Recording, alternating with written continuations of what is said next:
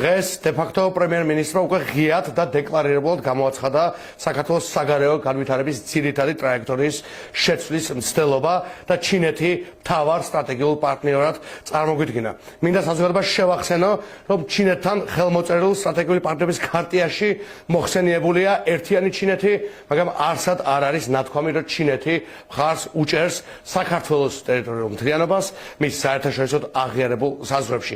ეს არის ჩინეთი, რომელმაც სულ რამდენიმე დღის წინ მხარი არ დაუჭირა გაეროს რეზოლუციას, რომელიც იცავს დევნილთა დაბრუნების და საკუთრების უფლებას აფხაზეთსა და ცხინვალის რეგიონში. ეს არის ჩინეთი, რომელიც ეწინააღმდეგება ნატოს გაფართოებას. შესაბამისად, სახელმწიფო, რომელიც ეწინააღმდეგება ყველა ძირითად ქართულ ეროვნულ ინტერესს, კონსტიტუციაში დაფიქსებულ პრინციპებს და საქართველოს ეროვნული უსაფრთხოების ყველა ფუნდამენტურ მიზანს. დღეს ეს სახელმწიფო გამოაცხადა დე-ფაქტო პრემიერმა მთავარ სტრატეგიულ პარტნიორად. ეგრეთ წოდებული პრემიერის დღევანდელი განცხადება იყო 28 ნოემბრის მოღალატეობრივი პოზიციის პირდაპირი და დაუფარავი გაგრძელება. ეს არის ქართველი ხალხის და ჩვენი ეროვნული მიზნების სრული შეურაცხყოფა და ღალატი. ჩინეთი, რომელიც წარმოადგენს ერთპარტიულ კომუნისტურ სახელმწიფოს, დღეს გამოაცხადა სტრატეგიულ პარტნიორად, რადგან ამ რეჟიმის მიზანია უარყოს ქართული დამოუკიდებლობის მოძრაობის ყველა მონაპოვარი და ჩვენი ქვეყანა დააბრუნოს საბჭოთა წარსულში და ერთპარტიულ უამბიციო ჭაობად გადააქციოს.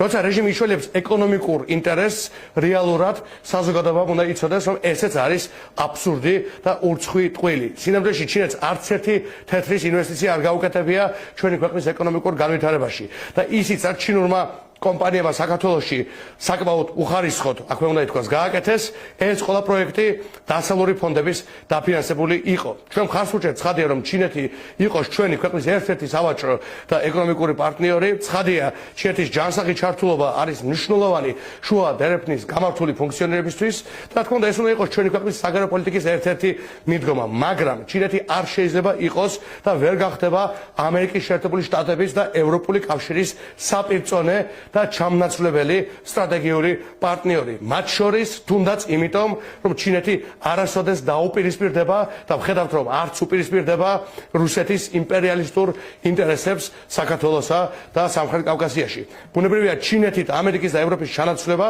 ამის მცდელობა არის იმ სავალალო კრახის გამოხატულება, რაც იწვნია ამ რეჟიმმა ევროპულ კავშირთან და სულ ბოლოს ამერიკის შეერთებულ შტატებთან ურთიერთობებში, რადგან არც ერთი მსხვილი საერთაშორისო პარტნიორი არაპირებს ურთიერთობების ნორმალიზებას ხოცურ ფასად. და სულ ბოლოს რამდენიმე წუთის წინ ჩვენთვის გახდა ცნობილი, რომ ქალბატონი მარია ზახაროვა კიდევ ერთხელ მიესალმა კობახიძის პოლიტიკას და კიდევ ერთხელ შესთავაზა რუსეთთან ურთიერთობების ნორმალიზება და ეს არის კიდევ ერთი ძალიან მკაფიო და ასტური და გამოხატულება იმისა, რომ კობახიძე, ზახაროვა, ნარიშკინი და კრემლი არიან სრულ სინქრონში, ისინი მუშაობენ პარალელურ რეჟიმში, 20 წუთის დიაპაზონზე აკეთებენ ერთმანეთისგან განცხადებებს და ერთნაირად უთხრიან ძირს ყველა ქართველის ეროვნულ ინტერესს, ჩვენი სახელმწიფოს სუვერენულ ინტერესებს და აკნინებენ ყველაფერი ქართულის წარმატების შანსებს.